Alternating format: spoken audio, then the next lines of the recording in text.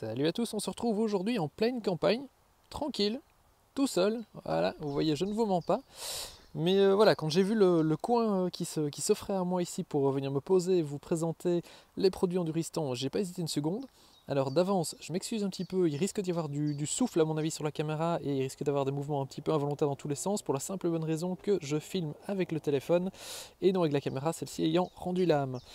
Alors, tout ça étant dit, eh bien, attaquons-nous directement aux produits en eux-mêmes.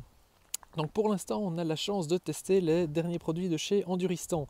Ils sont deux. Il y a le premier, il y a le sac Tanker ici. Donc c'est vraiment un sac, bon, on va faire le tour ensemble, mais vous allez voir un sac vraiment très très pratique et assez rigide. Donc c'est le modèle Sandstorm. Et alors, juste à côté, vous avez le modèle Tornado, qui lui est plutôt un gros sac de voyage pour pouvoir y mettre tous les vêtements et compagnie. Passons directement au sac Tanker. Alors comme vous pouvez voir, déjà première chose, il est plutôt bien équipé en termes de pochette extérieure. Alors ici au-dessus, pour ceux qui aiment voyager à l'ancienne, la possibilité d'afficher une carte. Et pour les autres, eh bien, c'est tout simplement pour y glisser l'iPad. Pourquoi l'iPad? Comme vous le voyez, voilà, on a ici la possibilité de glisser, de sortir le câble pour venir le brancher dans la prise 12 volts de la moto. Alors, il faut savoir que ces petites sacoches ici, je l'ai détachée, d'ailleurs on le voit, elle est fixée voilà, avec un système de scratch, donc il n'y a pas d'obligation de la prendre avec. Et elle est 100% étanche à ce niveau-là si vous la mettez correctement. Autre petite poche extérieure, on a celle-ci, alors qui est elle aussi, d'ailleurs si on regarde, on voit que les coutures et les fermetures sont vraiment prévues pour résister aux intempéries. Alors ça c'est une petite poche aussi avec un petit filet à l'intérieur, possibilité de fixer 2-3 gadgets, des bics et autres, et vous avez la possibilité de l'arracher et de la retirer si elle ne vous intéresse pas pour un voyage en particulier. Alors, on va regarder également l'intérieur du sac. Alors, je manipule le tout à une main, comme vous voyez c'est très simple. Si j'arrive à le faire une main, vous devriez pouvoir le faire. À l'intérieur, qu'est-ce qu'on a? Première chose, on a ici une pochette qui est d'ailleurs aussi également descratchable si vous le souhaitez. C'est une grande pochette, je vais mettre ma main, comme vous pouvez voir, voilà, il y a de la place. Pochette qui est très pratique parce qu'elle est également équipée ici, on le voit, voilà, d'une petite attache qu'on peut venir fixer à sa ceinture si on part, si on quitte la moto, à son sac à dos ou quoi que ce soit. Donc ça c'est plutôt pas mal. Une petite pochette ici avec filet et une autre pochette. Donc ça c'est plutôt sympa. Alors on va ouvrir à fond. On avait été mettre les gants qu'on va retirer. Voilà. Alors l'intérieur, comment ça se présente? On a ici la possibilité déjà de venir caler si besoin, quelque chose qui doit rester droit. Si vous souhaitez mettre une bouteille, bien que la hauteur est un peu limite pour les grandes bouteilles, on est d'accord.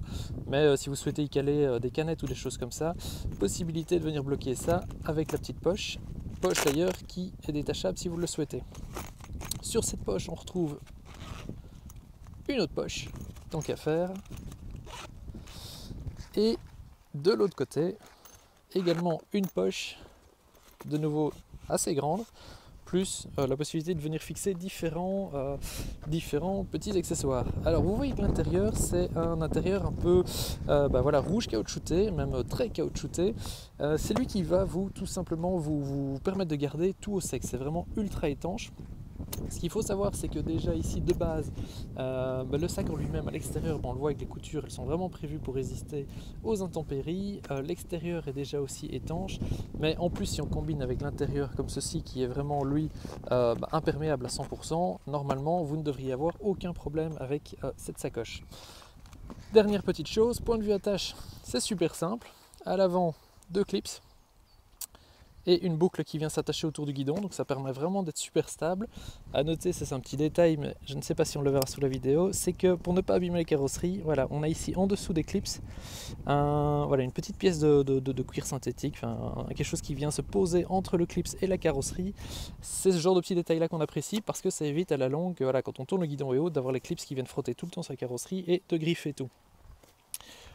Au niveau ici du réservoir, la fixation, pareil, très simple. On a ici une sangle élastique qu'on peut venir resserrer et un système de nouveau de clips. Alors moi dans mon cas, j'ai fixé le clips à la sangle en elle-même et la sangle vient se fixer autour de la barre.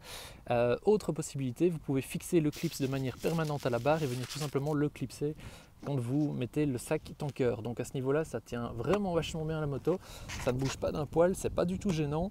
Et quand vous roulez, si certains ont un peu quelques inquiétudes, s'ils n'ont jamais roulé qu'un sac tanker, rassurez-vous, en tout cas sur ce genre de moto-ci, on ne sent pas le sac, il ne vient pas gêner les mouvements, il ne vient pas gêner les mouvements du guidon. Et chose principale, on continue à voir l'écran sans, en tout cas le compteur sans le moindre souci.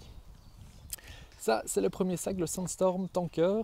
Vous aurez fatalement plus d'informations sur l'article directement en ligne. On va s'attaquer au deuxième. Alors le deuxième, c'est un sac donc, qui est plus destiné à pouvoir transporter vos vêtements, vos slips, vos chaussettes et la totale quand vous partez en voyage. Et c'est un sac qui a fatalement un plus gros volume. Alors lui, c'est le Tornado, ici dans ce cas-ci le Tornado 2 litres. Il y a différents modèles, il faut savoir qu'il y a des plus petits, des plus grands. Ça, je trouve que c'est vraiment un chouette compromis, puis si on le voit par rapport à la moto, ça ne déséquilibre pas vraiment la moto, elle ne devient pas tout d'un coup 2 fois plus large, et il y a déjà moyen de mettre énormément de choses dans le sac. Alors, le sac en fait, c'est très très simple pour le fixer à la moto. On a ce système de sangles qui sont accrochées d'un côté de la selle, et fatalement, tant qu'à faire, de l'autre côté de la selle. De l'arrière de la moto, vous m'aurez compris. Alors, cette sangle, qui n'est pas fournie d'ailleurs avec le sac, j'ai oublié son nom, mais ça sera indiqué dans l'article, vous avez juste à la déclipser. Alors je le fais à une main ici, donc comme vous verrez, ça secoue un peu, je m'en excuse, mais si j'arrive à le faire une main, vous saurez le faire très facilement à deux.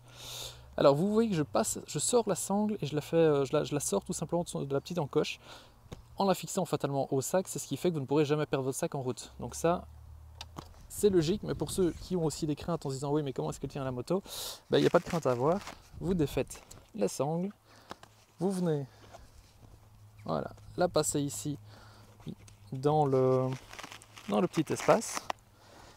Alors comme je disais, ça bouge un peu, mais à une main, hop, voilà, je l'ai bougé et ça libère donc totalement. On a notre sac qui est libéré. Comme on le voit, c'est plutôt déjà un beau volume quand il n'est plus écrasé, il commence à reprendre forme. Alors l'autre chose à savoir avec ce sac, c'est que d'une part, vous pouvez le voir, il y a déjà deux fixations ici au-dessus pour le tenir fermé. C'est un sac en fait qu'on roule, je vais vous montrer comment ça fonctionne.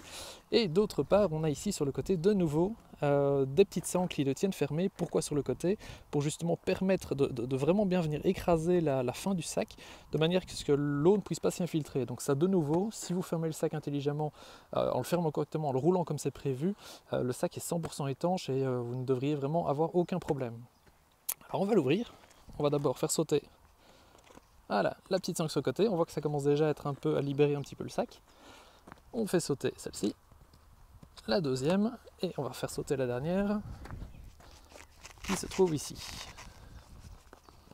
Voilà.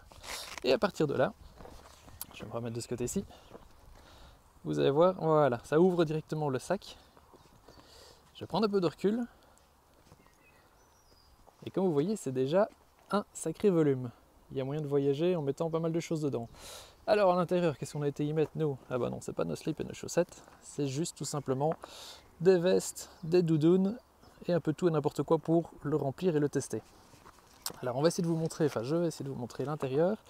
L'intérieur, qu'est-ce qu'on a? On a ici une petite pochette, voilà, avec aussi une pochette filet tirette, donc possibilité de venir y mettre certains éléments pour qu'ils ne se baladent pas partout dans le sac. Et pour le reste, comme vous voyez, l'intérieur c'est exactement comme le sac tanker, une sorte de matière rouge, voilà, un cuir vraiment synthétique très très très épais et très étanche, 100% étanche. Donc ça va déjà assurer le contenu du sac. Et à côté de ça, vous avez ici une petite lamelle rigide qui vous permet, lorsque vous refermez le sac, tout simplement, voilà, je le fais à une main, de venir prendre les deux bords, et quand vous allez le rouler, ça donne de la résistance au sac et il est fermé. Déjà à une main j'ai réussi à le faire, donc à deux c'est vraiment très très simple, il ne reste plus qu'à refermer les clips. Donc vous l'aurez compris, c'est vraiment un premier aperçu de ces deux vraiment très très chouettes produits. Vous aurez plus d'informations sur objectif-moto.com, plus de photos également. Et moi je vous dis alors à très bientôt et rendez-vous sur le site pour la suite de l'article. À bientôt, salut!